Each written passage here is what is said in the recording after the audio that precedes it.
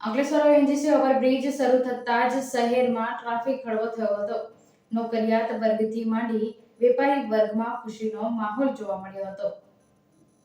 અંકલેશ્વરની હાટલાઇન પર ONGC overbridge શરૂ થતાં જ અંકલેશ્વરમાં ટ્રાફિક સમસ્યાની નિજાત મળી હોવા તેવા દ્રશ્યો જોવા મળ્યા હતા. છેલ્લા એક વર્ષ ટ્રાફિક ભારણ વેઠી રહેલા ગડખોલ ટી બ્રિજ આજે એકદમ હળવો ફૂલ જોવા મળી રહ્યો હતો.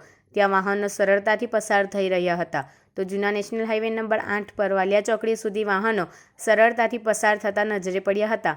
અંકલેશ્વર શહેરમાં પણ ચૌટા નાકા તેમજ પિરામણ નાકા ચોકડી પર વાહન વ્યવહાર રાબેતા મુજબ જોવા મળ્યો હતો, તો પિરામણ રોડ પર વાહનો અવરજવર ઘટી હતી. આ વચ્ચે લોકો નવીનીકરણ બાદ શરૂ થયેલા ઓએનજીસી બ્રિજ પરથી વહેલી સવારથી જ પસાર થતા જોવા મળ્યા હતા.